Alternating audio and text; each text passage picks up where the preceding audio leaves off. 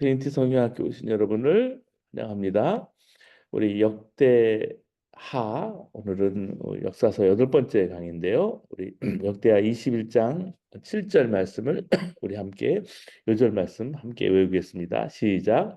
여호와께서 다윗의 집을 멸하기를 즐겨하지 아니하셨음은 이전에 다윗과 더불어 언약을 세우시고 또 다윗과 그의 자손에게 항상 등불을 주겠다고 말씀하셨음이더라. 네, 감사합니다. 이제 우리 역사서도 8번째고요. 이제 오늘 포함해서 3시간이 남았습니다.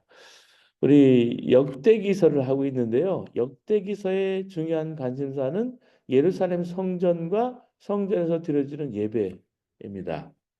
그래서 이 모든 걸 가능하게 한 것은 바로 성전 건축이죠. 솔로몬의.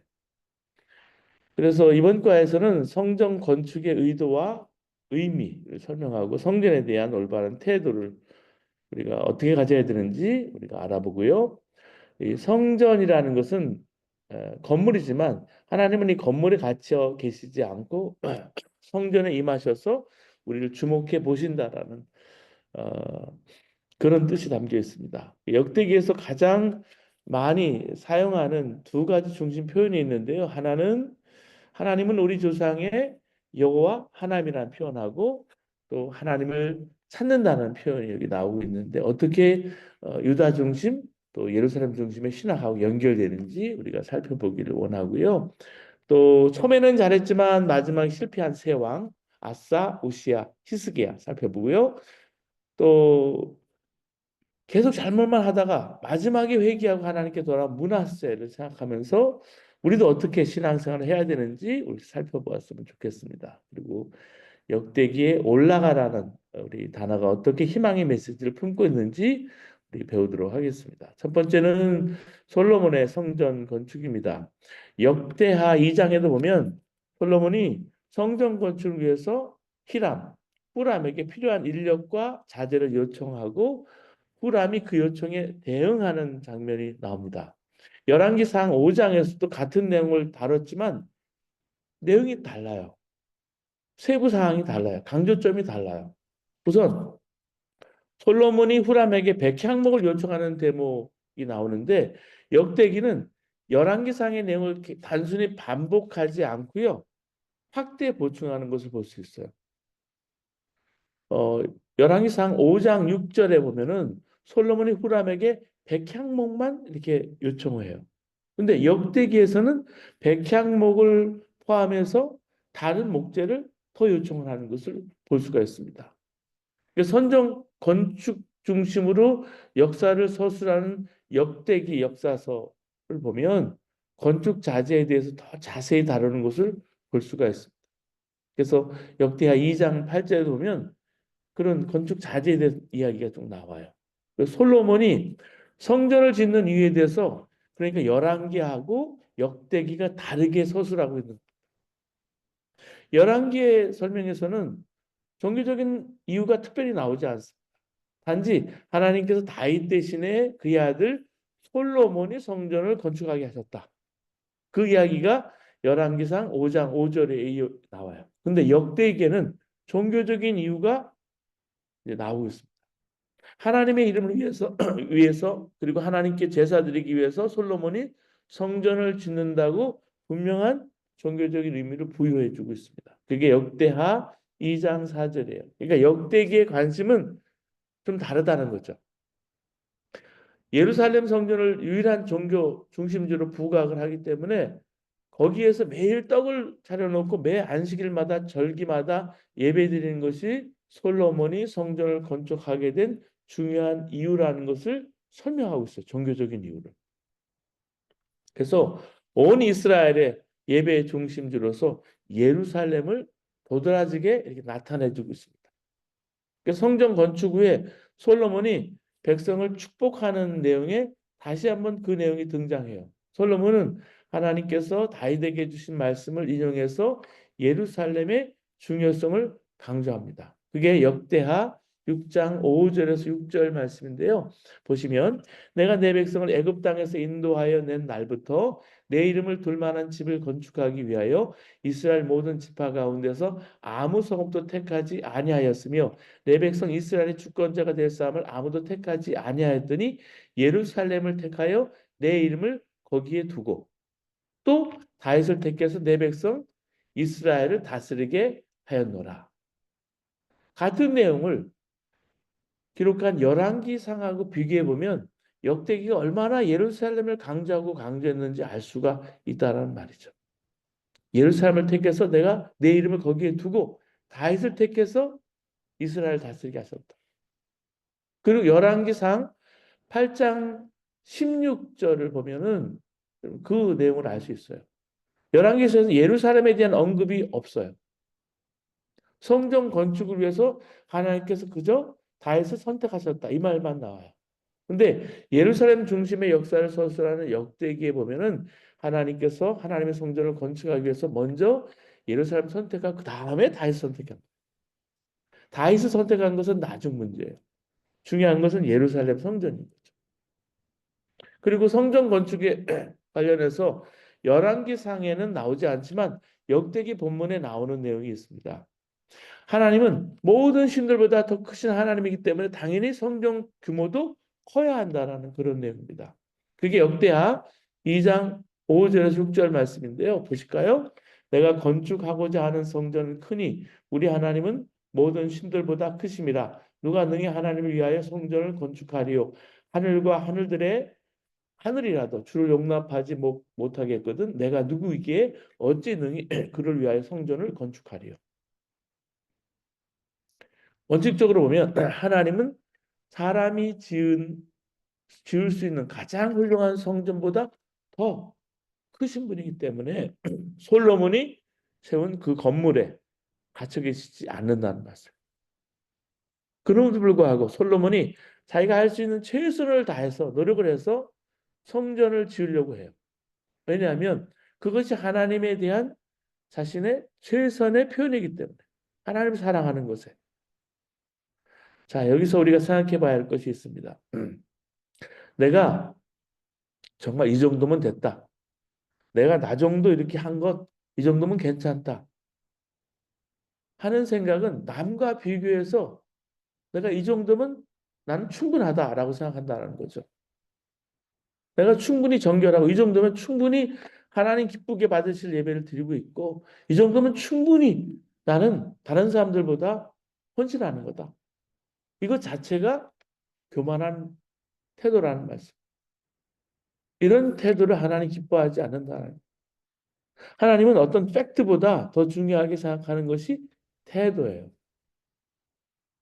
우리가 언제 교만하게 되었을까? 하나님께서 세워주시는 표대를 기준으로 삼지 않고 내가 다른 사람과 비교해서 나는 그보다 더 낫다, 더 헌신한다, 더 잘한다 이러면 교만하게 된다. 우리의 비교 대상이 나와 수준이 별반 다르지 않은 주변 사람이 아니라 우리의 표준은 뭐냐면 예수 그리스도라는 거예요. 그래서 빌립보서 3장 13절 14절도 형제들아 나는 아직 내가 잡은 줄로 여기지 아니하고 오직 한 일, 즉 뒤에 있는 것은 잊어버리고 앞에 있는 것을 찾으려고 표대를 향하여 예수 그리스도 안에서 하나님이 위에서 부르신 부르심의 상을 향해서 달려간다. 그러니까 우리의 모델은 우리가 바라볼 분은 예수 그리스도인 거예요. 다른 사람이 아니라 우리의 표대는 우리의 기준은. 그래서 솔로몬이 이미 성전을 크게 건축하기 위해서 준비해 놓은 곳이 있어요. 미리. 역대하 2장 2절을 보면 짐꾼 7만 명과 산에서 돌을 떠낼 자 8만 명과 일을 감독할 자 3,600명을 뽑아서 이렇게 놨어요. 또 아버지 때도 아버지 다윗이 성전을 건축하지 못했지만은 많은 자재들을 준비해 놨죠. 역대상에도 보면 그 29장에도 그 내용이 나와요. 인력과 자재 다 준비해 놓은 거예요. 역사상 최대 규모의 성전을 지을 수 있어요. 그럼에도 불구하고 솔로몬은 부족함을 느낀다는 거죠. 왜냐하면 모든 신들보다 크신 하나님, 그 하나님을 기준으로 생각하면 자기가 생각하는 규모는 여전히 작다라는 거죠. 그래서 늘 겸손하게 내가 부족하기 때문에 최선을 다한다라는. 두 번째는 솔로몬은 이 크신 하나님을 위해서 최대한 성전을 크게 짓게 되지만 그 성전이 절대 하나님을 가질 수 없다는 거예요. 내가 최선을 다하되 하나님께 내 사랑을 표현하지만 이 성전의 규모를 가지고 한계를 짓지 않는 거죠. 그래서 한계를 넘는다는 것은 하나님의 이름을 이용해서 자신의 욕망을 채우는 거예요. 내가 뭐 너무 나는 다른 사람들보다 엄청나게 크게 짓겠다. 그건 욕심인 거죠. 정말 하나님의 영광을 위해서 성전을 짓는 거라면, 건축하는 거라면 정성을 다해야 되지만 지나치지 않는다는 거죠. 결국 인간의 욕심이 하나님의 영광을 가릴 수 있기 때문에 이런 겸손의 태도가 잘 설명되어 있는 것이 역대하 2장 6절이에요. 보실까요? 누가 능히 하나님을 위하여 성전을 건축하리요. 하늘과 하늘들의 하늘이라도 주를 용납하지 못하겠거든. 내가 누구이기에 어찌 능히 그를 위하여 성전을 건축하리요. 그 앞에 분향하려 할 따름이니라. 하나님은 성전의 규모가 크고 화려하다고 그 안에 들어와 계시지 않습니다. 그러니까 중요한 것은 성전을 짓는 규모가 아니라 사람들의 그 안에 마음인 거예요. 온유하고 겸손하게. 그 믿음 때문에 하나님이 성전에 들어와 계신. 성전에서 예배하는 사람은 이곳이 성전이기 때문에 무조건 여기는 하나님 들어와 계신다 생각해서는 안 된다라는 거죠. 화려한 성전에는 하나님께 들어오시고 헛술하고 그냥 좀 못 미치는 성전에는 들어오지 않는다 그렇게 생각해서는 안 된다라는 말씀이에요. 제가 섬겼던 교회는 감리교에서는 세계에서 제일 큰 교회예요. 건물이나 규모나 교인 수나 엄청 컸어요. 파이프 오르간이요. 처음에는 알렌이라는 풍금을 썼는데 독일에서 온 그 파이프 오르간을 그 마에스트로가 와가지고 성취했는데 얼마나 웅장하고 아름다운지 몰라요. 근데 제가 시골에 온양에 목회를 하러 갔더니 풍금 하나밖에 없어요. 발로 밟는 거 있죠. 물론 반주자도 없죠. 중학교 2학년짜리 자매를 키워서 반주자로 썼어요. 너무 쉽지 않은데 근데 하나님이 그 풍금 소리를 들으시는 거예요. 물론 오르간 소리도 들으시죠. 파이프 오르간 소리도. 근데 엄청난 규모의 예배나 크기를 말하는 것이 아니라 섬기는 마음을 하나님께서 받으신다라. 그걸 보시는 거예요. 우리가 함께 오늘 이스터 선대 칸타타를 부활절 예배를 드리면서도 아 하나님께 예배를 준비하는 그 마음을 생각할 때 얼마나 감사하고 얼마나 은혜가 되는지 몰랐어요. 저는 은혜를 받는 거예요. 어, 그래서 제일 중요한 것은요, 그 드려지는 마음이에요. 하나님은 성전에 예배하는 사람들의 마음이 올바를 때 거기 마신다. 그러니까 성전에 있는 것이 아니고 빌딩에 하나님이 관심이 있는 것이 아니고 빌딩에서 예배드리는 사람에게 있다라는. 그래서 함께 지어져 간다라는 것은 하나님의 사람들 백성들이 함께 모여서 예배하고 찬양하고 경배하는 그거는 하나님 나라에서도 영원한 거예요. 자, 사도행전 7장에 보면 스데반이 유대인에게서 담대 하나님 말씀을 선포하죠. 근데 결국 유대인들 분노를 사서 돌에 맞아 죽게 됩니다. 근데 거기에 보면 스데반이 한 말 중에 설교 중에 예루살렘 성전에 대한 내용이 나와요. 유대인들은 외형적인 성전에 집착해서 성전에 하나님이 무조건 들어와 계신다고 생각했지만 그것은 결국은 나중에 빌딩을 중요시 여기는 우상 숭배가 될 수 있다라는 거예요. 이걸 논증하기 위해 스데반은 가시적 건물의 대비 개념으로서 광야의 이동식 교회를 예로 들었습니다. 사도행전 7장 38절을 보면 시내 산에서 말하던 그 천사와 우리 조상들과 함께 광야 교회에 있었고 또 살아있는 말씀을 받아 우리에게 주던 자가 이 사람 모세라는 거죠. 우리가 중요하게 생각하는 사람 모세도 예루살렘 성전에 예배드리지 않고 텐트죠. 계속 유목민이니까 계속 움직이는 광야에서 예배드리는 것. 그래서 광야 교회라고 명칭한 거예요. 그래서 가시적인 눈에 보이는 성전에 집착하면 안 된다 하는 말씀. 빌딩은 여러분 오래 가지 않아요. 여러분 이 교회도 250명, 300명 이렇게 피크타임이 있었거든요. 여기 앞에 보면은 이게 던이라는 목사가 있어요. 여기 보면 이 교회 아버지 같은 분이라고 이렇게 메모리얼 스톤 이렇게 있잖아요. 그분 돌아가시고 나서 그분이 이 교회를 섬길 때 피크타임이었던 거예요. 아주 스탠딩 코미디처럼 휴머로서 하시고 한 분이 교회를 성장을 이렇게 시키셨어요. 근데 지금은 이제 교회가 많이 쇠락해서 나이 드신 분들이 많잖아요. 미국 교회가 대부분 그래요. 빌딩은요, 오래 갈 수 있어요. 근데 거기 계시는 성도님들은 나이 먹고 돌아가시고 그래서 점점 해서 교회가 이제 앞으로 교회들이 점점 미국 교회들이 어려워져요. 그 빌딩에 집착하지 말라는 거예요. 하나님의 하나님의 사람들이 모인 그 성전은 빌딩 자체가 아니라는 거예요. 그래서 우리가 그런 마음으로 교회를 섬기는 게 중요하다는 말씀이고요. 스데반은 이 교회에 대해서 언급한 다음에 이스라엘 백성이 시내산 밑에서 금송아지를 만들어 놓고 우상 숭배 죄를 범한 이야기를 하고 있습니다. 여기서 주목해 봐야 할 것은 사도행전 7장 40절 41절에 보면 그 우상 앞에 제사하며 자기 손으로 만든 것을 기뻐하더니 자기 손으로 만든 것이라는 표현이 나오고 있는데 이게 우상을 뜻하는 표현입니다.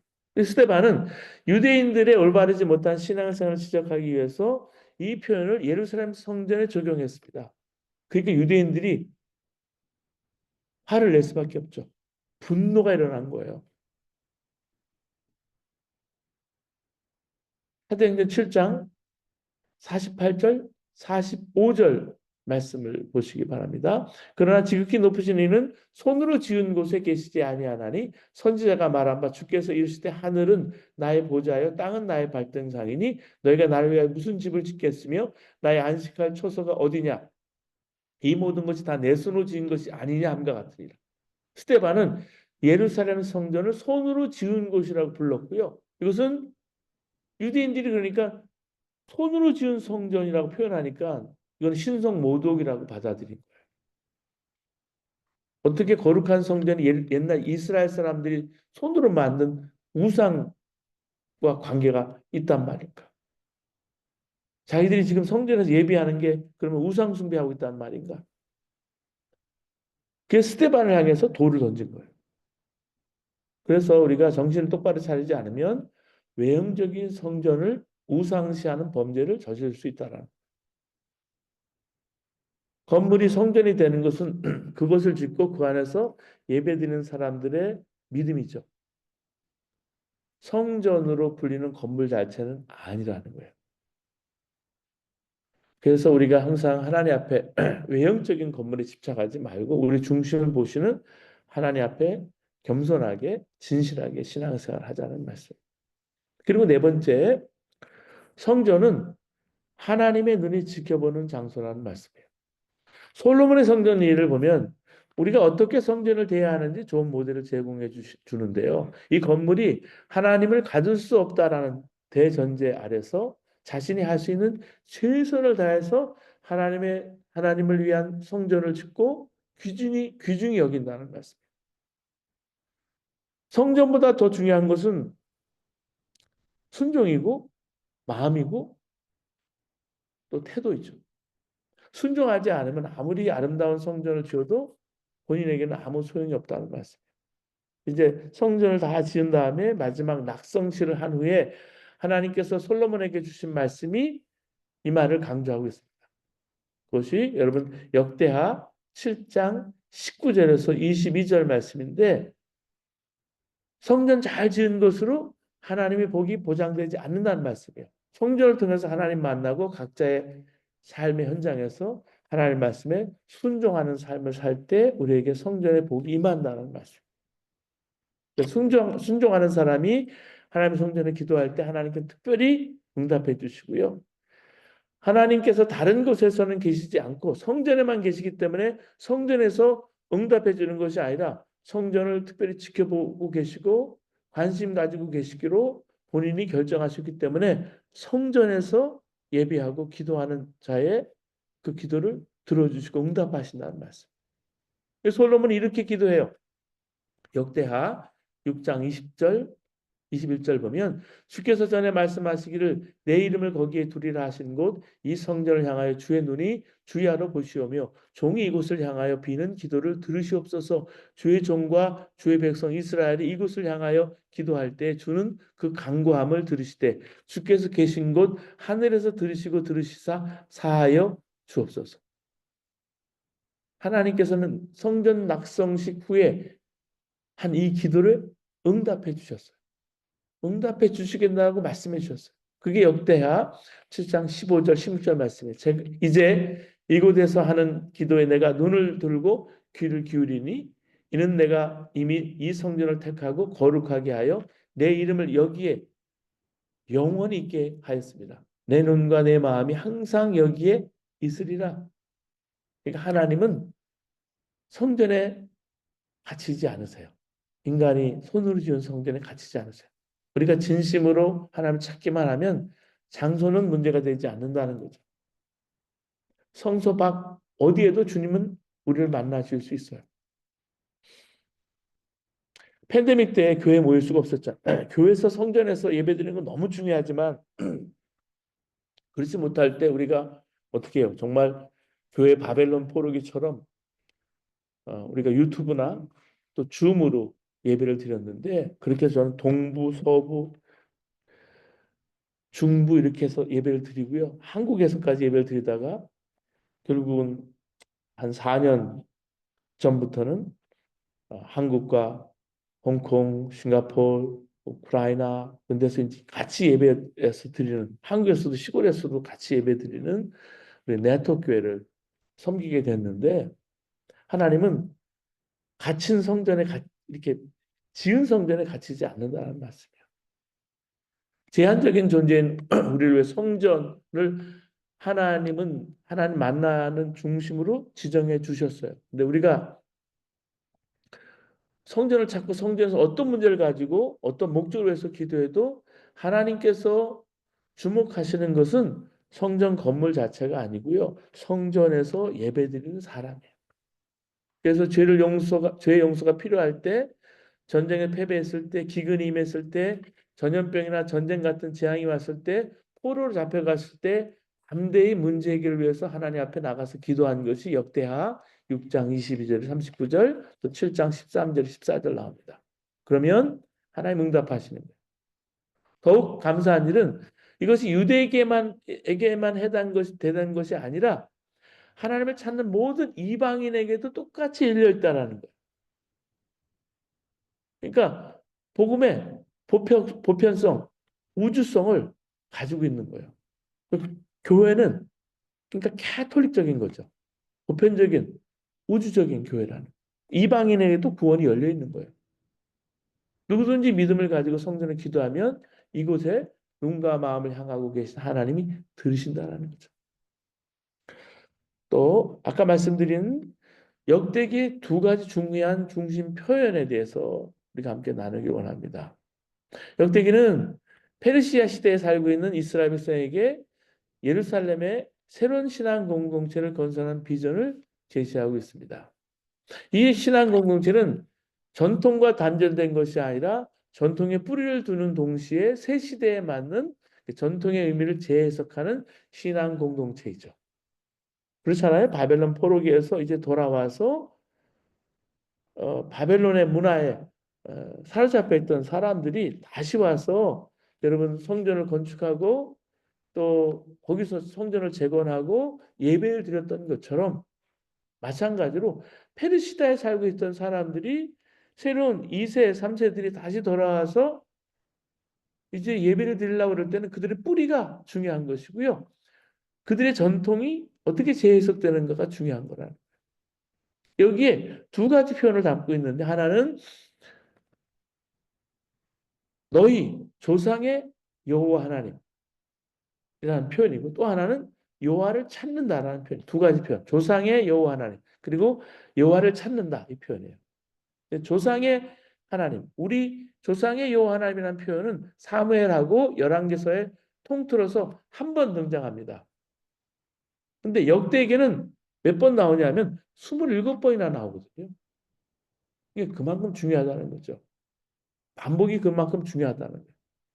여호와를 찾는다는 표현은 열왕기에서 5번 나오지만 5번 모두 여호와께 묻는다 이런 뜻으로 사용돼. 근데 여호와를 찾는다라는 뜻으로 사용되는 역대기에서는 20번 가까이 사용되는 것을 볼 수가 있어요. 그만큼 반복해서 중요하게 생각한다는 거예요. 여호와를 찾는다는 표현이. 이렇게 우리 조상의 조상 여호와의 하나님 여호와를 찾는다. 이 표현이 동시에 등장하는 것이 있는데 아사 왕에 대한 부분입니다. 역대하 14장 2절에서 5절 말씀 보시면 아사가 그의 하나님 여호와 보시기에 선과 정의를 행하여 이방 제단과 산당을 없애고 주상을 깨뜨리며 아세라 상을 찍고 유다 사람에 명하여 그들의 조상들의 하나님 여호와를 찾게 하며 여기 2번이나 나오거든요. 그들의 조상들의 하나님 여호와라는 표현하고 여호와를 찾는다라는 표현이 나오는데 역대하 15장에도 똑같이 등장해요. 보시면 너희가 여호와를 함께하면 여호와께서 너희와 함께 하실지라 너희가 만약 그를 찾으면 그가 너희와 만나게 되시려니와. 역대하 15장 2절이에요. 이 말은 선지자 아사랴가 아사왕에게 하나님을 의지하라. 하나님만 의지하라. 권면하는 내용입니다. 아사왕이 이 말에 힘을 얻고 정복지 북이스라엘 지역에서 우상을 제거하고 예루살렘 성전에서 함께 하나님께 제사를 드립니다. 그리고 그들 조상의 하나님 여호와를 찾기로 맹세하는 것이 나옵니다. 그것이 역대하 15장 12절에서 15절 말씀. 마음을 다하고 목숨을 다해서 조상들의 하나님 여호와를 찾기로 언약을 합니다. 자, 그러면 말씀드린 역대기의 2 핵심 표현이 가지는 중요성이 뭘까? 먼저 우리 조상의 하나님. 우리 조상의 여호와 하나님은 다윗 왕조를 중심으로 하는 공동체의 신앙 뿌리를 의미하는 거예요. 자, 페르시아 제국, 바사 제국, 그늘 아래 사는 유대인들에게 북이스라엘은 이제 아무 의미가 없는 거예요. 북이스라엘은 남유다가 망한 게 오래전에 이미 아시리아, 아수르에 의해서 망했습니다. 그래서 민족성 자체가 사라져버렸어요. 근데 남유다는 페르시아 제국 내에서도 민족성과 신앙성을 유지해 와서 생존했었어요. 역대기 저자는 포로 생활하던 이스라엘의 후세대에게 나라가 남북으로 갈리기 이전으로 거슬러 이제 올라가서 그 이전에 아예 에덴 동산까지 거슬러 올라가서 그들의 신앙의 뿌리를 되찾자 외치고 있는 거예요. 신앙의 뿌리를 되찾으면 나라가 남북으로 갈리기 이전에 통일왕국 영광을 회복하고 예루살렘 성전을 중심으로 함께 예배드리던 신앙의 전통을 회복하게 된다고 믿은 거예요. 근데 이 소망이 금방 이루어져요? 이루어지지 않죠. 사람들이 예루살렘으로 돌아가서 처음 성벽과 성전을 재건할 때부터 사마리아, 북이스라엘 사마리아 사람들이 계속해서 방해를 해요. 그래서 종교적으로 하나가 되는 기회를 잊어버렸어요. 사마리아와 예루살렘의 적대 관계는 예수님 시대에도 크게 변하지 않았어요. 그렇잖아요? 사마리아 사람들을 거의 개 취급했던 것이 이스라엘 사람들이에요. 사마리아와 예루살렘의 적대 관계는 예수님 때에 보면 물을 달라고 하는 예수님에게 사마리아 수가성 여인이 대답한 말을 보면 아, 이 부정적인 관계가 여기까지 왔구나 하는 것을 알 수가 있어요. 요한복음 4장 9절에 사마리아 여자가 이르되 당신은 유대인으로서 어찌하여 사마리아 여자인 나에게 물을 달라고 하나이까? 아니 이는 유대인이 사마리아인과 상종하지 아니함이로라. 그런데 예수님께서 복음으로 역대기의 소망을 성취하십니다. 사도행전 1장 8절에 제자들에게 지역적 반감을 넘어서 세계 만방의 복음을 전하는 사명을 예수님이 주고 계세요. 그게 무슨 말씀이에요? 거기 사마리아가 들어가잖아요. 오직 성령이 너에게 임하시면 너희가 권능을 받고 예루살렘과 온 유대와 사마리아와 땅끝까지 이르러 내 증인이 되리라 하시니. 그리고 제자들은 그 말씀을 순종해서 온 세상에 복음을 전파합니다. 자, 우리가 믿는 하나님은 단순히 나의 하나님이 아니라는 거죠. 현 시대를 사는 우리들의 하나님도 아니에요. 더 나아가서 우리 민족의 하나님이나 이스라엘 하나님도 아니에요. 우리가 믿는 하나님은 예수님을 통해서 모든 민족, 지역, 시대적인 한계를 초월하는 보편적인 하나님이라는 말씀. 우주적인 하나님.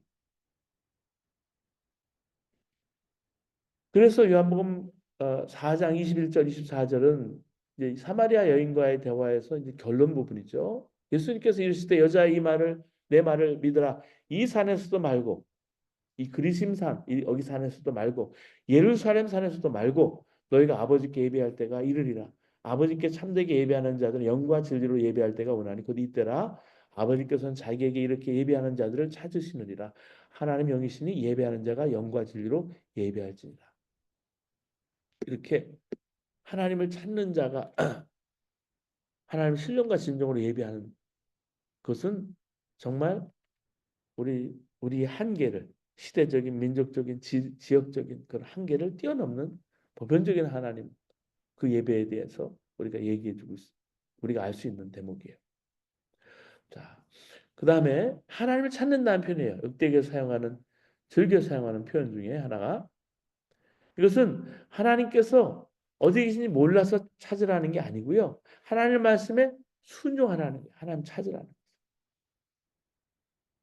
요즘 누가 하나님을 찾는다고 하면 종종 믿음이 없는 사람이 하나님을 믿을지 말지 결정하기 위해서 성경을 읽는다든지 교회를 둘러보는 걸 의미하는 거예요. 그런 사람을 고려한 예배를 구도자 중심의 예배. 요새는 잘 안 쓰지만 한 10년, 20년 전에는 많이 썼던 말이 구도자 중심의 예배. Seeker Friendly Worship Service. 이래가지고요. 토요일날 예배를 드려요. 토요일날. 왜냐하면 주일날 안 되는 사람은 토요일날 예배를 드리기도 하고 내가 예배 한번 참석함으로 인해서 내가 믿을지 말지를 결정하는 거예요. 그래서 구도자라는 표현을 썼죠. 근데 역대기에 사용하는 하나님을 찾는다는 표현은 이미 하나님을 믿는 사람이 충실히 하나님을 따르도록 결정하고 순종하겠다. 내가 순종의 삶을 살겠다. 그런 것이 하나님을 찾는다는 표현. 그러니까 모든 상황에서 하나님의 뜻을 찾아서 순종의 삶을 사는 것을 크게 두 가지 행동으로 우리가 나타낼 수가 있는데요. 첫째는 성경에 기록된 대로 도덕적으로 깨끗한 삶을 사는 거예요. 매사에 하나님께 기도하고 하나님의 뜻을 구하고 성경에서 가르치는 도덕적인 삶을 그렇게 해서 사는 거죠. 대표적으로 십계명을 준수하고 신약 시대의 정신대로 하나님을 온전히 사랑하고 이웃을 내 몸처럼 사랑하는 그 예수님의 삶을 내가 찾아가는 것. 이게 하나님을 찾는다라는. 둘째 하나님을 찾는다라는 표현이 행동으로 나타나는 것은 예루살렘 성전에서 예배 드리는 것, 예배하는 거예요. 역대기에서 중요하게 여기는 것이 예배의 통일성입니다. 이 통일이 중요한 이유는요. 예배의 통일이 이루어져야 순수한 신앙을 유지할 수 있기 때문에. 이 역대기에서 왕을 평가하는 가장 중요한 기준이 그래서 뭐냐면 성전에서만 예배드리는 거예요. 예루살렘 성전에서 예배드리는 거예요. 다른 장소에서 예를 들어 사마리아에서 다른 방식으로 다른 신학의 기초에서 예배하는 것을 그래서 허용하지 않는 거죠. 이런 이유로 예루살렘 성전을 가까이 하며 그곳 중심의 예배를 강화하는 정책을 실시한 왕들은 선한 왕들이 되고요. 그걸 약화시키는 왕들은 악한 왕으로 평가를 받게 되는 거예요. 그래서 그러면 현대인의 시각에서 볼 때 역대기가 왜 이렇게 예루살렘 성전을 중시하는지 이해하기가 힘들죠. 신앙인에게 정말 성전이 그런 절대적인 가치가 있을까? 이것은 시대적인 차이를 고려해야 합니다.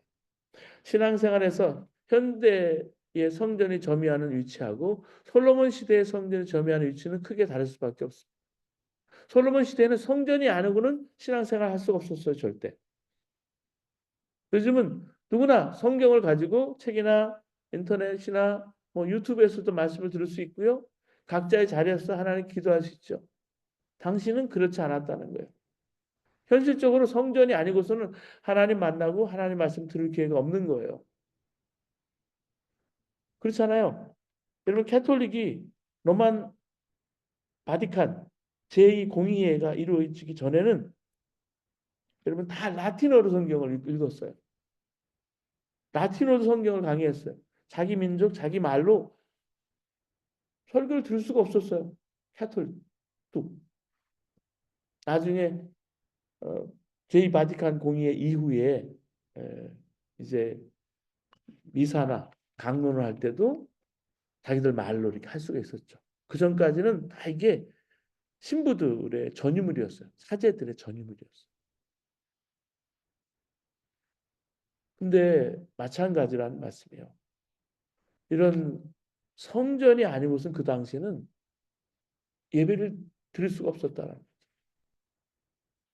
성전에서만 예배도 제사도 이루어졌고요. 제사함 받는 것도 제사장을 통해서 가능했어요.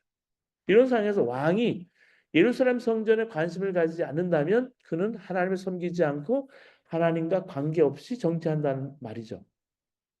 그래서 왕을 평가할 때 기준이 성전을 어떻게 하느냐. 성전과의 관계예요. 왕과의 관계. 다 그리고 그렇기 때문에 건물로서의 성전은 그 자체로는 의미가 없다는 말씀이에요. 우리가 순종하며 살지 않으면 우리가 들어가서 예배하는 성전은 가치가 없는 거죠. 순종의 삶이 그만큼 중요하다는 거예요. 정말 순종의 삶을 살려고 한다면 성전은 반대로 우리 신앙생활은 정말 필요한 거예요. 그래서 하나님께 예배하는 중심 장소 지정해주신 곳을 멀리하면서 하나님을 경외할 수 없기 때문에 그래서 참 우리가 드리는 예배에서도 뭐 1시간 반, 2시간에서 예배 드릴 수 있지만 그게 한계가 있어요. 때로는 어떤 분들은 뭐 비행기를 타고 부산에서 서울로 와서 예배 드리고 늘 주말이면 왔다 갔다 하는 분들도 저는 봤어요. 근데 쉽지가 않죠. 그래서 성전 가까이 와서 이사를 오고 그렇게 섬기는 분들이 있는데 그것은 뭐 꼭 성전 옆에 있어야 뭐 예, 꼭 은혜를 받는다 이 표현이 아니라 성전을 가까이 하고자 하는 귀중히 여기는 그런 마음이고요. 그런 거예요. 그게 영성을 재는 온도계가 된다는 거예요. 성전을 가까이 하지 않는 사람 치고 믿음이 좋은 사람이 없다라는 거죠. 성전을 가까이 하는 건 뭐 거리감이 아니라 정말 내가 가까이서 하나님께 예배드리고자 하는 그 마음인 거예요. 성전 중심으로 사는 사람 치고 믿음 좋지 않은 사람이 없고요. 성전의 본질을 이해하고 성전 중심의 삶을 사는 자가 정말 신자가 된다는 말씀. 참 믿는 자가 된다는 말씀. 그리고 우리가 어, 아까 말씀드린 역대기에서 하나님 눈에 옳게 행했다는 좋은 평가를 받는 왕들이 나중에 마지막에는 정말 끝맺음을 잘 못한 것을 볼 수 있어요. 그걸 중심으로 우리가 마지막까지 변하지 않는 신앙이 얼마나 중요한 것을 우리가 들여다볼 수 있다는 말씀이에요. 자, 우리가 아사 왕, 우시아 왕, 히스기야 왕을 살펴보기를 원하는데 이 셋 왕의 공통점이 뭐냐면 신앙생활 잘했어요. 성경 중심으로 잘하다가 마지막에 교만해져서 끝맺음을 잘못했다라는 거예요. 말년에 잘못한 거예요. 근데 평생 쭉 잘못하다가 말년에 회개한 왕이 있는데 므낫세 왕이에요. 그래서 우리가 어떤 모습의 삶을 살아야 할지 우리 왕들을 통해서 살펴보고자 한다는 말씀이에요. 자, 먼저 오늘 아사 왕은요.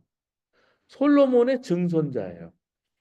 솔로몬이 세상을 떠난 후에 말씀드린 이스라엘이 둘로 나눠졌어요. 남쪽에 유다하고 북쪽에 아, 이스라엘로 분열됐어요. 분열의 원인은 르호보암의 강압 정책 때문이었습니다. 솔로몬 시대 수많은 건축 사업에 사람들이 동원됐을 뿐만 아니라 상당한 세금을 물어야 했죠. 그래서 북부에 있는 지파들, 이스라엘 지파들이 르호보암이 왕이 되니까 세금을 좀 깎아달라 요구했어. 하지만 르호보암이 그들의 요구를 묵살합니다. 그것이 북부 지파들을 자극해서 이제 여로보암을 중심으로 새로운 나라를 세우게 된 거예요. 그게 북이스라엘인 거예요. 어떻게 보면 이 분단이 억압과 착취를 통해서 이루어졌다는 거죠.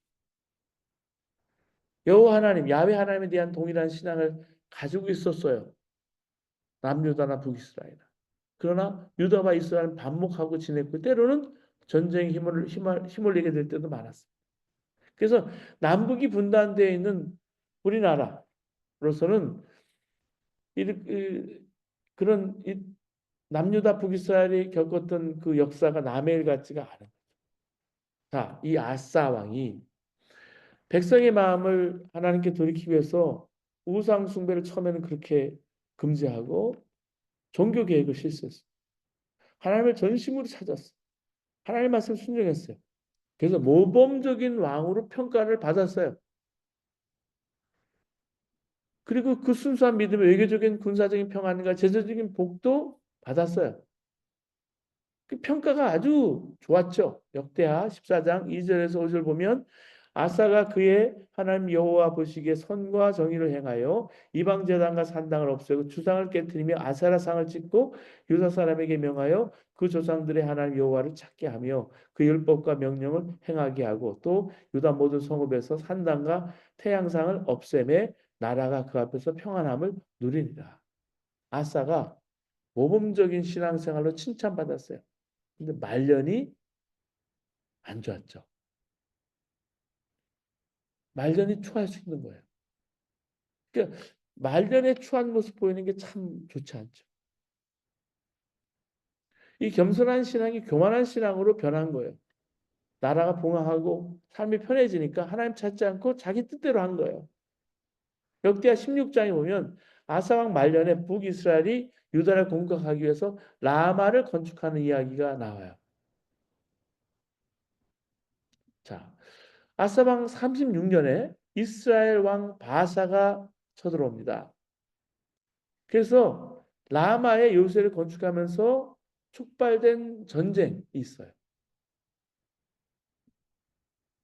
미스바와 예루살렘의 중간쯤에 위치한 것이 라마거든요.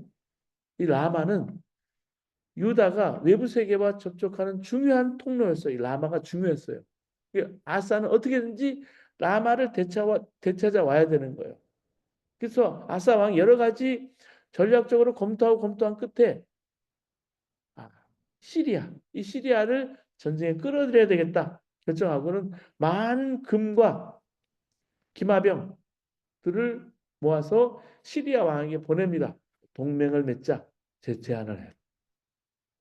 그래서 시리아의 왕인 베나닷은 아사의 제안을 받아들여서 이스라엘과의 동맹을 파기하고 전쟁에 개입해요.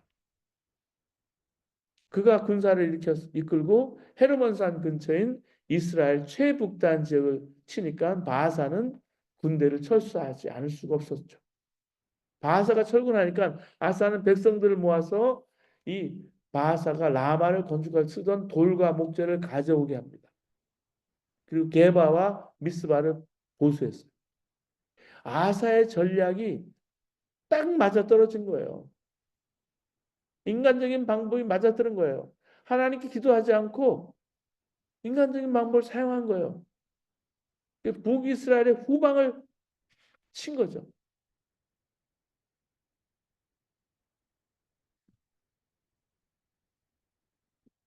철저한 종교 개혁을 했던 처음에 크게 좋은 평가를 받았던 아사가 한 행동이라고 믿어지지 않는.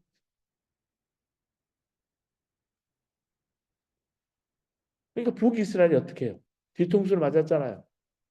그쪽 불을 끄기 위해서 라마 건축하는 일을 중단하고 군대를 이동을 그쪽으로 시킵니다.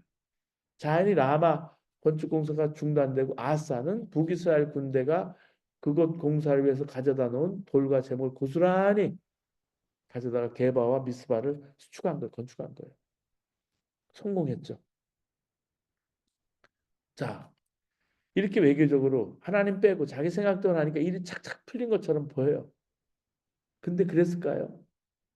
결국 이것 때문에 아람 왕이 완전히 유다의 손아귀에서 벗어나고 아사가 죽을 때까지 전쟁을 치르게 된 거예요.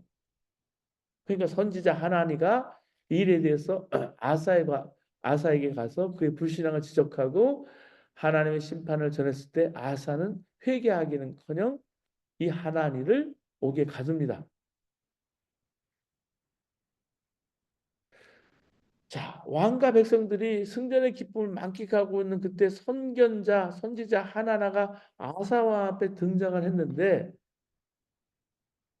하나니는 왕께서 하나님을 의지하지 않고 시리아 왕을 의지했기 때문에 이제는 시리아 세력을 꺾을 수 없게 됐다. 꺾을 수 없게 되었다고 말함. 그러면서 이전에 벌어졌던 이제 에티오피아와의 전쟁, 리비아와의 전쟁을 떠올리게 해요. 압도적인 군사력을 가지고 침공해온 두 나라를 물리친 거. 에티오피아, 리비아 그 당시 지금으로 봐서는 그렇게 나라를 물리친 것은 유다의 군사력이 아니라 하나님의 도우심이었다. 그 역대하 16장 9절이에요. 아사가 이 하나님의 말에 화를 참을 수가 없는 거예요. 그래서 옥에 가뒀다 그랬잖아요. 예언자를 통해서 들려오는 하나님의 말씀을 들을 기가 더 이상 아사 왕에게 없는 거예요. 성경은 아사가 그때의 백성들 가운데 얼마나 백성들을 학대했는지 기록하고 있어요. 아사가 왕이 되니 36년째 되는 해라고 여기 성경에 나오니까요. 아사는 권력의 단맛에 취한 거예요. 36년. 이제 지나고 나니까. 권력이 그의 눈을 그의 닫아버렸고 그의 길을 어둡게 했어요. 불합리하다, 어리석다라는 뜻의 영어 단어가 absurd인데요. absurd에는 흥미롭게도 귀머거리라는 뜻, saders라는 단어가 거기 들어있거든요. 그 말이 뭐냐면 어리석다라는 말이 무슨 말이에요? absurd라는 말은 saders라는 말. 침묵에서 들려오는 혹은 하나님의 종들을 통해 들려오는 하나님의 뜻, 하나님의 그 말씀의 귀를 기르지 않는 사람인 거예요. 그래서 어리석다라는 거죠. 여러분 순종을 뜻하는 obedience라는 단어는 듣는다라는 단어가 어디어라는 단어가 obedience에 들어있잖아요. 그러니까 하나님의 음성을 듣기 위해서는 마음을 모는 사람은 자기 마음대로 할 수가 없는 거예요. 하나님은 아사가 어리석게 행동했다고 책망을 하고 있거든요. 여기 성경에 보면 예언자는요 선지자는 마땅히 할 말을 하는 거예요. 근데 그것이 어려움을 가져온다 감옥에 간다 하더라도 할 말을 한 거예요. 아사는 하나님의 음성의 길을 막는 순간 어리석은 왕이 되었다는 말이에요. 여러분 우리 크리스찬들의 책임이 막중해요. 우리 시대는 감옥에 갇히면서도 하나님의 말씀을 전했던 하나님을 지금도 부르고 있습니다. 하나님의 거룩한 부름에 응답하는 사람이 지금도 필요한 거예요. 결국은 하나님 말씀을 무시해서 어리석은 사람이 되어버려서 나중에 어느 날 병이 들어서 위중하게 돼서 죽었어요. 그가 병 들었을 때도 회개하지 않고 인간적인 방법으로 하나님 의지하지 않았어요. 마지막 기회까지 놓쳤더라는 거죠.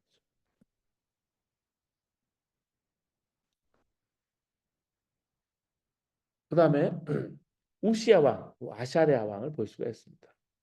우시아는 16세의 왕이 된 후에 52년 동안 유다를 다스립니다. 마찬가지로 아사 왕과 마찬가지로 우시아도 평가가 긍정적이었는데 역대하 26장 4절에서 5절 보시면 우시아가 그의 아버지 아마샤의 모든 행위대로 여호와 보시기에 정직하게 행하며 하나님 묵시를 밝히 하는 스가랴가 사는 날에 하나님을 찾았고 그가 여호와를 찾는 동안에 하나님이 형통하게 하셨더라. 여기에 역대기가 좋아하는 표현은 하나님을 찾는다는 표현이 나오죠. 그러니까 우시아는 말씀에 순종하는 왕이었다는 뜻이에요. 근데 우시아가 하나님의 복을 받아서 나라가 강성해지고 나니까 교만해진 거예요. 하나님의 은혜를 잊어버리고 자기가 이루었다고 생각을 한 거죠. 절대 하지 말아야 할 일을 한 거예요. 역대기 26장 16절 이렇게 말합니다. 그가 강성하여짐에 그의 마음이 교만하여. 결국은 어떻게 했어요? 성전에 들어가서 향단에서 분향하라고 했어요. 제사장이 해야 되는 일을 자기가 한 거예요. 교만으로 눈이 가려졌어. 그래서 제사장 아사랴가 다른 제사장 80명을 데리고 들어가서 왕을 만류합니다. 우시아는 오히려 향로를 잡고서 화를 내죠. 그 순간 하나님께서 그를 쳐서 그의 이마에서 나병이 생기고 그때부터 우시아는 죽을 때까지 나병 환자의 모습으로 살아야 했어요. 죽은 후에도 왕실이 들어가는 묘실에 들어가지 못하고요. 따로 묻혀지게 됩니다. 자, 우시아의 문제가 뭘까요? 강성해져서 교만해졌다 그러잖아요. 강성해진 게 문제가 된 거죠. 자기가 이뤄놓은 일이 너무너무 기특한 거예요. 자부심을 갖게 된 거예요. 하나님의 도우심을 얻으려고 선지자의 음성에 귀를 기울이던 겸허한 모습은 사라지고 선지자의 비판적인 말보다 옆에 주변에서 아첨하는 무리들이 들려주는 말들이 달콤하게 들리고 마음에 끌린 거예요. 하나님께 여쭤보기보다는 자기 경험에 자기 판단에 맞춰서 매사에 판단하고 행동했어요. 그래서 강성해짐에 마음이 교만해서 이 말은 언제나 우리가 마음에 두고 살아야 할 말씀. 여러분 정치가도 경제인도 종교인도 힘이 생기고 하는 일이 잘 될 때 이 말씀에 비춰봐서 자기를 단속해요. 오시아는 처음 왕이 될 때 본래 마음을 잃어버리고 결국은 병든 자가 되고 말았어요. 우리가 하나님의 자녀로 살려면 글쎄 미국에 와서도 뭐 아메리칸 드림이나 성공 신화를 이룬 사람이 있어요. 실리콘밸리에서 엄청나게 성공한 사람도 있어요. 근데 그렇게 되면 본래 청정한 첫사랑의 마음을 잃어버릴 수 있어요. 우리를 마비시키고 그 판단력을 흐리게 하는 게 과연 뭘까? 물질적인 넉넉함일까? 물질의 씀씀이가 달라지고 서 있는 삶의 자리가 달라지면 생각까지 바뀌어지는 사람도 있습니다. 주님은 마음이 깨끗한 자는 복이 있나니 저희가 하나님을 볼 것이요 라고 말씀하셨어요. 중요한 사실은 마음의 청결은 물질 생활의 청빈과는 뗄래야 뗄 수도 없을 정도로 긴밀하게 연관되어 있습니다. 그래서 물질을 함부로 사용하고 음식 찌꺼기 함부로 버리고 쓰레기 공해를 많이 만들어내면서 하나님을 사랑한다 하는 건 어불성설이랍니다. 그래서 우리가 물질을 사용하더라도 물질을 사용하는 방식을 바꾸고 하나님 앞에 우리가 했어도 성공이 성공하기 위해서는 본디 마음을 잃지 말아야 한다는 말씀. 여러분 우리가 왜 옷을 이렇게 막 예전에 입던 옷들 보면 누더기가 된 옷도 있어요. 근데 버리기가 아까운 거야. 왜냐하면 고생했을 때 입은 옷들이니까. 누더기 옷도 소중히 간직하고 살아가는 사람처럼 어릴 때 내가 맞았던 회초리가 있다면 그거 어머니한테 아빠한테 맞았던 회초리도 간직하고 사는 사람처럼 우리가 항상 처음 가졌던 마음 잃지 않고 사는 게 그게 깨어 있는 사람의 마음이에요. 그래서 이제 우시아가 바로 강성해져서 그렇게 했다라는 말씀이에요.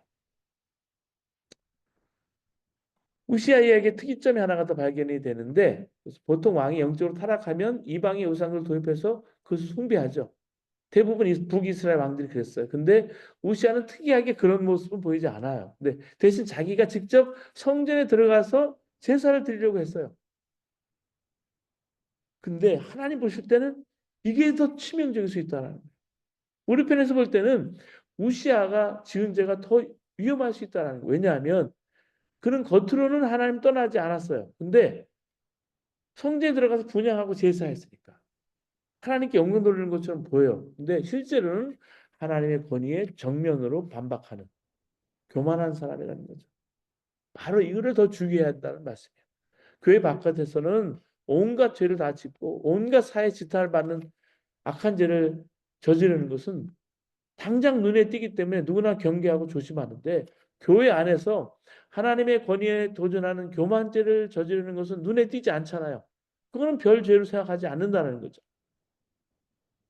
근데 우리가 하나님을 향해서 마음이 올바르지 않은 사람이 아무리 교회에서 선한 일을 해도 하나님은 그의 행동을 받으시지 않는다는 말씀이에요. 그래서 우리 이 말씀을 또 중요하게 생각할 수 있습니다. 자, 결국은 이제 이 본디 마음을 잃었던 우시아가 교만의 중병에 걸리지 않았습니까? 제사장에게만 허락되어 있는 일을 하려고 한 거예요. 제단 앞에 나가서 향을 피우고 하고, 제사장 아사랴는 용맹한 제사장 80명을 데리고 와서 왕을 제지하죠. 그리고 왕을 꾸짖는 장면이 나와요. 그것이 18절 말씀. 26장 18절 말씀. 성소에서 나가소서. 성소에서 나가라. 야, 이게 가능한 얘기일까? 왕에게. 목숨 걸고 하는 말이에요. 우시아가 불같이 화를 내요. 자기가 하는 일에 대해서 감히 노라고 하는 사람이 있다는 걸 참아낼 수 없는 거죠. 그러니까 우리 정말 지도자 된 사람, 왕 된 사람들은 잘 들어야 된다는 말씀. 우시아의 이마에 결국 문둥병의 징후가 나타났습니다. 하나님의 징계였어요. 성소에서 나가라는 제사장의 이야기를 그는 사람의 말로 들었지 하나님 말씀을 듣지 않은 거예요. 그때까지. 그래서 하나님이 직접 그를 쫓아내신 거예요. 죽는 날까지 문둥병자로 살았습니다. 당연하지만 그는 성전에 다시는 갈 수가 없었고 별궁에서 칩거 생활을 해야만 했습니다. 부강한 나라를 만들었던 헛된 자만심이 결국 그를 그 지경까지 몰고 간 거예요. 하나님이 때로는 정죄하라는 빨간 신호등 앞에 멈춰 설 줄 아는 것도 중요해요. 하는 일이 뜻대로 잘 될 때일수록 더 조심하게 자신을 돌아봐야 한다는 말이에요. 내가 본래 마음을 이탈했는지 아닌지 날마다 나를 점검하고 하나님과의 교제의 끈을 놓치지 않는 것. 그래서 여러분, 버스 내릴 때 잘 되는 게 중요하고요. 목회자도 마찬가지로 은퇴할 때 이렇게 그 모습이 참 중요하잖아요. 그게 추해지면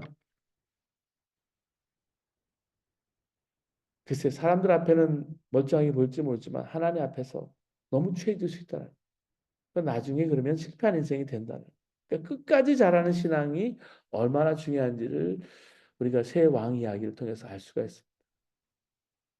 자, 그다음에 히스기야 왕인데 세 번째로 역대기에서 세 장을 할애해서 설명할 대로 아주 중요한 인물이 바로 히스기야예요. 우리 아사 왕, 그다음에 우시야 왕 못지않게 히스기야 왕도 정말 여러 면에서 왕의 모델인데, 선왕 때 예루살렘 구석마다 세워놓은 우상을 위한 제단들을 허물고 성전에서만 하나님께 예배를 드리게 한 왕이에요. 낡게 방치된 예루살렘 성전을 수리하고 성전에 들어와 있는 모든 우상에 관련된 물품들을 모아서 밖에 내다 버렸어요.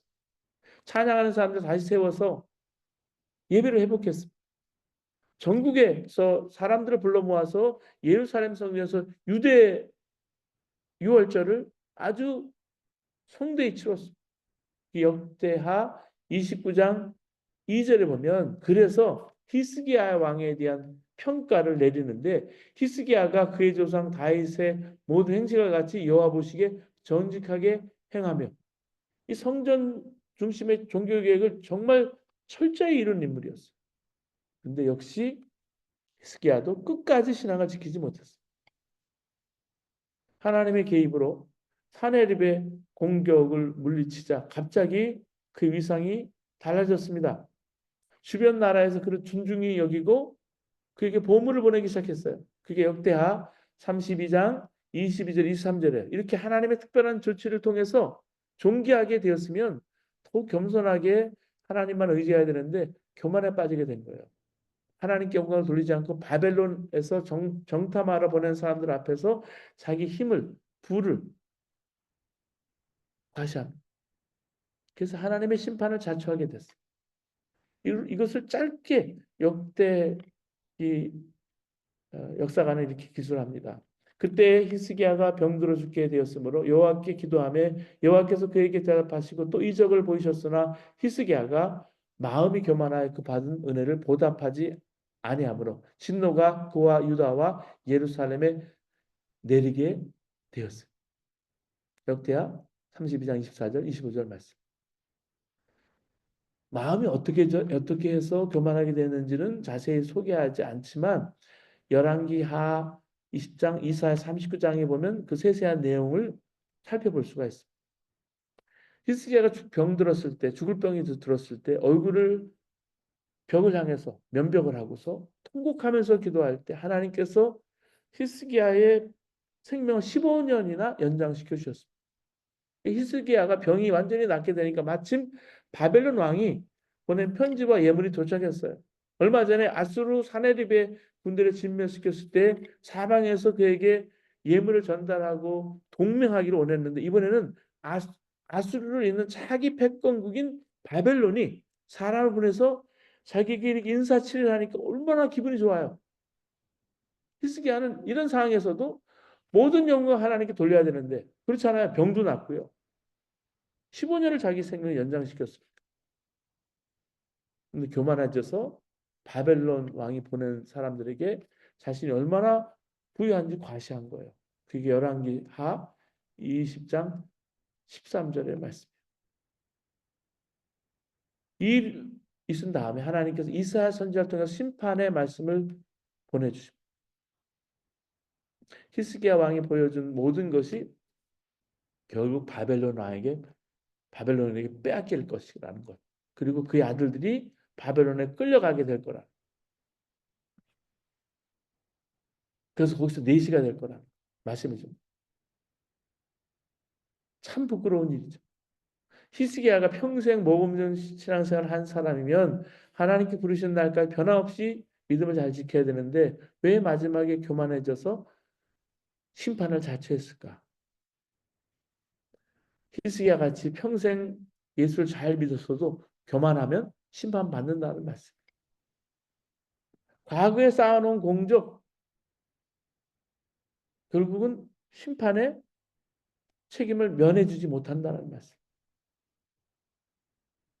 자, 그 다음에 우리 므낫세 왕을 보시겠습니다. 우리 세 왕하고는 다르죠.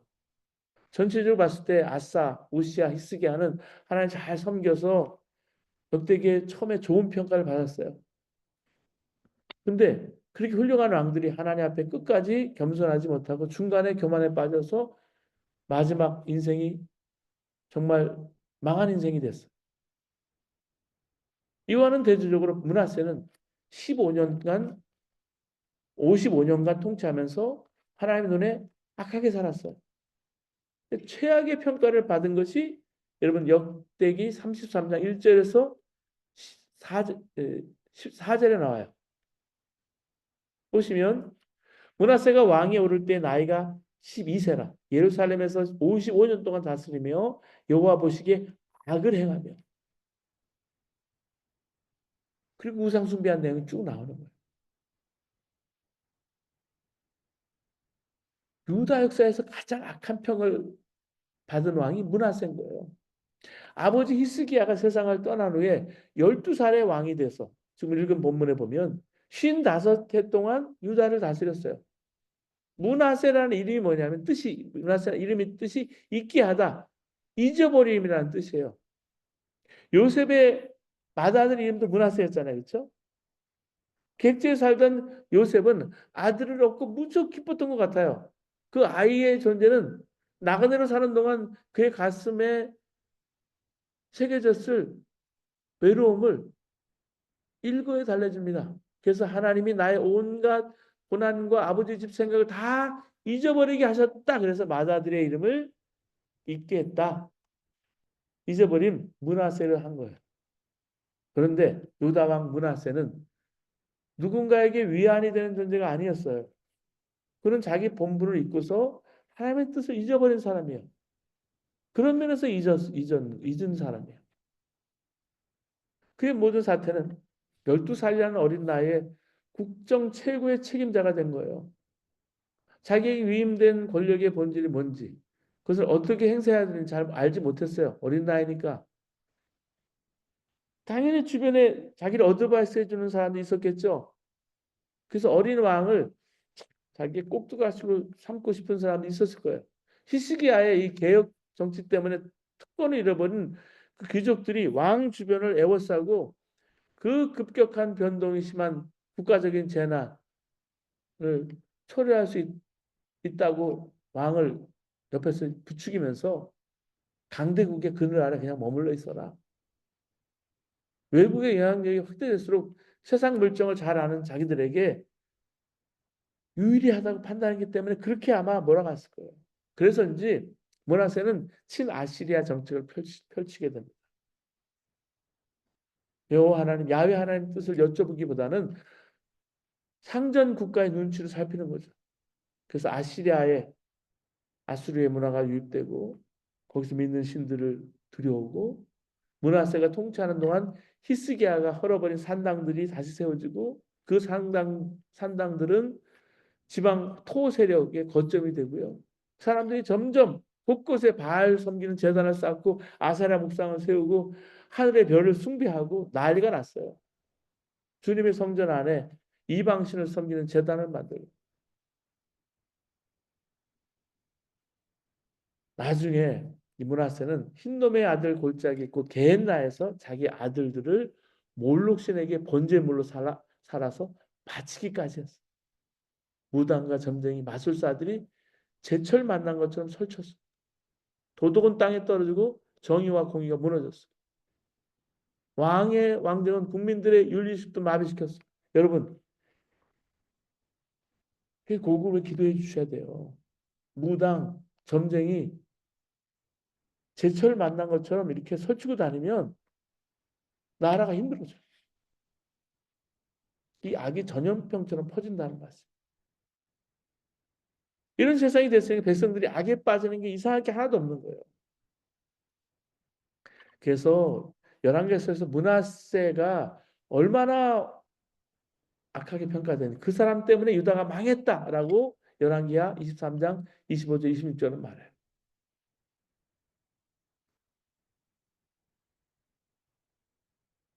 그래서 여러분 이 므낫세가 하나님 버리고 온갖 우상들을 들여와서 그것들을 섬길 때 하나님께서는 결국은 선지자를 보내서 경고하십니다. 므낫세가 경고를 무시하고 계속 우상 숭배에 몰두할 때 마침내 하나님께서 아수르를 들어 쓰셔서 유다를 치게 하십니다. 이때 므낫세가 전쟁에 패해서 쇠사슬로 결박돼서 바벨론으로 끌려가요. 므낫세가 그때야 깨달은 거예요. 자신이 얼마나 악한 죄를 저질렀는지. 그리고 겸손하게 하나님께 회개합니다. 그게 역대하 33장 12절에서 13절의 말씀이에요. 그가 환난을 당하여 그의 하나님 여호와께 간구하고 그의 조상들의 하나님 앞에 크게 겸손하여 기도하였으므로 하나님이 그 기도를 받으신 거예요. 들으신 거예요. 자, 므낫세가 겪어했던 이 시련의 기간은 저주였을까요? 아니요, 복이 됐어요. 이 시련과 아픔을 통해서 자기가 한낱 인간에 지나지 않는 사실을 철저하게 막판에 깨달았어요. 이방인의 땅에서 그는 하나님께 간절히 기도해요. 역대기 기록자는 그의 삶에 발생하는 이런 변화를 간결한 문장으로 담아냈는데 역대하 33장 그게 12절 말씀에 므낫세는 고통을 당하여 하나님께 간구했다. 그는 조상의 하나님 앞에 아주 겸손해졌다. 하늘 무서운 줄 몰랐던 악한 왕의 이런 극적인 변화가 믿어질까? 믿어지지 않을 정도로. 근데 변화하게 된 촉매가 뭐였습니까? 기도였습니다. 어떤 기도를 드렸습니까? 우리가 가지고 있는 성경, 캐논, 이 정경에는 나오지 않아요. 근데 하지만 주 3세기에 등장한 사도의 가르침에 므낫세의 기도가 처음 등장합니다. 알렉산드리아 성경 사본은 시편의 부록으로 14세 14개 찬양을 덧붙이고 있는데 므낫세의 기도가 그 한편으로 들어가 있는 그 중에 하나로. 이 말은 구세 사람들이 므낫세의 이름을 빌어서 그 참회의 기도를 썼다는 말인 거예요. 제가 소개하겠습니다. 므낫세의 기도예요. 내가 바다의 모래보다 많은 죄를 저질렀으니 나의 죄가 허다하고 오 주여 그 죄가 차고 넘쳐 내가 하늘을 향해 눈을 들 수 없으니 나의 허물이 많기 때문입니다. 쇠사슬에 겹겹이 묶여 엎드려지고 내 죄로 인해서 억눌려 헤어날 길이 없습니다. 내가 당신의 노를 바라며 당신 앞에 악을 행하여 가증한 것들을 세우고 죄를 더하였나이다. 이제 마음에 무릎을 꿇고 당신의 선하심을 구하나이다. 주여 내가 죄를 범하였나이다. 나의 죄 허물을 자백하나이다. 내가 기도하고 당신을 구하니 나를 풀어주소서. 나를 풀어주소서. 나의 범죄를 따라 나를 멸하지 마옵소서. 언제까지나 노하지 마시고 나의 악함을 쌓아놓지 마소서. 땅의 가장 낮은 곳에 나를 내버려 두지 마옵소서. 노하지 마시고 나의 악함을 쌓아놓지 마소서. 땅의 가장 낮은 곳에 나를 내버려 두지 마옵소서. 당신은 주님이시며 회개하는 자의 하나님이시니 당신의 자비를 쫓아 내 속에 당신의 선함을 보이소서. 가치 없는 나를 구하소서. 자, 이렇게 기도해요. 이렇게 참담하게 이를 데 없는 고통을 겪은 사람이 그 고통의 뿌리에서 하나님 앞에 지은 자기의 죄가 있다고 고백하는 거예요. 쇠사슬에 묶인 듯 그의 죄는 올무에 사로잡혔습니다. 므낫세는 하나님 앞에 철저히 참여하고 은혜 베풀어 달라고 기도했습니다. 역대기 기자는 하나님께서 므낫세의 기도를 들으시고 그를 풀어주셨다라고 말하고 있습니다. 이 겸손해진 므낫세는 예루살렘을 돌아와서 다시 나라를 다스립니다. 우리가 읽지 않았지만 우리 14절부터 17절 우리 역대하 33장 거기 말씀 보시면 귀한 이후에 므낫세가 펼친 정책이 소개되는데요. 므낫세는 예루살렘 외곽 성을 쌓아 올려서 방비를 튼튼히 하고 거기에 요새와 대한 성을 만들어서 군대 장관들, 지휘관들을 배치합니다. 성전 안에는 이방 신상들을 없애고 자신이 가져다 놓은 목상들을 없애고 이교의 제단을 철거합니다. 더럽혀진 주님의 제단을 고치고 화목제와 감사 제물을 바쳤어요.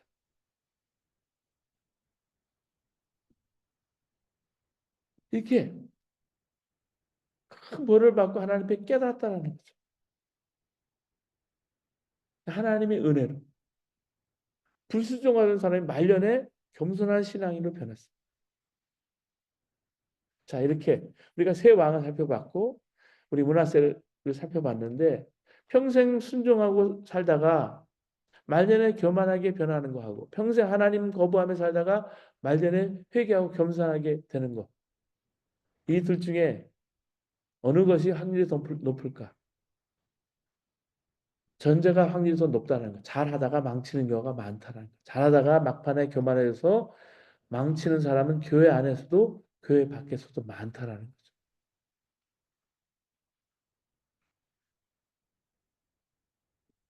그러면 천국 가는 마지막 기차를 타는 얘는 확률적으로 나중에 보면 굉장히 오히려 적어요. 평생 악하게 지낸 사람은 끝까지 악하게 살다가 죽을 확률이 크죠.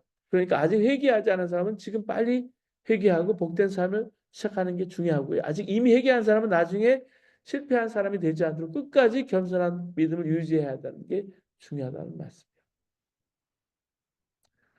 자, 이렇게 11개 소개된 므낫세가 천하의 악인이었어요. 역대기서에 소개된 이 므낫세는 악인이었지만 하나님의 은혜 안에서 변화된 사람이 되었습니다. 우리가 하나님 앞에 온전히 하나님 기뻐하시는 사람, 잊혀진 이런 므낫세가 아니라 누군가 기억 속에 희망을 일깨워주는 그런 사람이 되는 게 참 중요하다는 말씀. 다 마지막으로 우리 역대기 역사서의 대상으로 하는 사람들은 말씀드렸지 바벨론에 끌려간 포로 우리 1세기 포도들에서 태어난 유대인 2세, 3세들이었습니다. 이제 시대가 바뀌었어요. 새 시대에는 다음 세대에는 미래를 위한 다음 청사진이 새로운 청사진이 필요한 거죠. 그래서 역대기는 세 가지 방면의 청사진을 제공해 주는데 첫째가 뿌리교육이에요. 뿌리교육. 에덴 동산 아담에서부터 시작해서 그런 하나님의 구속사의 그 족보를 통해서 하나님께서 선택하신 이스라엘은 정말 선민이라는 것, 정체성을 심어주고 둘째는 찬란했던 다윗 왕제의 역사를 가르치면서 그 위치로 돌아가는 것이 그들의 목표다. 그런 걸 가르치고요. 그래서 페르시아 제국에 안주해서는 안 된다. 셋째는 하나님 백성의 자리로 회복하기 위해서는 예루살렘 중심의 삶으로 되돌아가야 한다는 그런 가르침. 자, 이스라엘 후세대가 예루살렘 성전 중심으로 되돌아가기 위해서 역대기는 신명기 역사서와는 다른 방법으로 다윗 왕조 역사를 서술했습니다. 다윗 왕조의 부정적인 면은 축소하고 긍정적인 면은 확대한 것을 볼 수가 있습니다. 자, 역대기 역사서는 신명기 역사서를 전제로 하기 때문에 당시 역대기를 읽는 사람이 얼마나 신명기 역사서를 알고 있느냐에 대해서는 논란의 여지가 있지만 한 성경 안에서 신명기 역사서와 역대기 역사서가 함께 기록되어 있는 상태에서 역대기를 읽는 독자들은 이미 열왕기 역사서를 이미 읽어서 또 들어서 보아서 알고 있었다고 봐야 한다는 거예요. 그래서 사울과 다윗의 관계가 어떻고 다윗에게는 어떤 인간적인 결함이 있었고 솔로몬에게는 어떤 죄가 있었는지 이미 알고 있었다라는 거죠. 그럼에도 불구하고 역대기가 다윗 왕가에 대한 긍정적인 부분만 부각해서 보여준 의도가 뭘까? 결국 하나님께서 유다를 그렇게 좋게 평가해 주신다는 메시지를 전하기 위해서 절대 잘못한 것을 없던 것으로 만들어지는 게 아니라 잘못된 것은 영원히 잘못된 것이다. 그래서 나라가 처참히 망할 수밖에 없었다. 근데 하나님은 여전히 그런 우리를 하나님의 백성 삼으시고 하나님 자녀 삼으셨다. 결국에는 용서하시고 회복시켜 주셔서 다시 우리에게 기회를 주시는 하나님이다. 이런 희망적인 메시지가 담겨 있는 것이 바로 역대하고요. 그래서 역대하 마지막 단어가 올라가라. Let him go up. 올라가라. 올라가라는 명령이 보통 이렇게 있으면 실제로 유다 백성이 예루살렘에 올라가서 성벽을 수리하고 성전을 다시 세우는 이야기의 연속으로 나올 텐데 역대기는 올라가라라는 그런 명령이 딱 끝이 나요. 불완전한 형태로 끝나는 것처럼. 근데 사실은 그렇지 않다는 거예요. 왜냐하면 그 내용이 에스라서로 이어지기 때문에. 고레스의 칙령을 소개하는 역대기의 마지막 부분이 에스라의 첫 부분에 다시 반복되면서 연결돼요. 마치 역사의 경첩처럼 문과 문을 이어주는 것처럼. 이런 이유로 많은 학자들이 역대기와 에스라, 느헤미야 같은 학파, 같은 저자의 펜에서 나온 작품으로 생각을 그렇게 하는 분들도 많이 있습니다. 자, 오늘 우리 역대하를 함께 공부하게 돼서 얼마나 감사한지 모르겠습니다. 우리 부활절 이후에 하나님께 주시는 우리 트니티 성경 학교를 통해서 여러분 삶에도 또 하나님의 은혜와 또 하나님의 회복하심이 함께 하기를 주님의 이름으로 바랍니다. 우리 함께 기도하시겠습니다.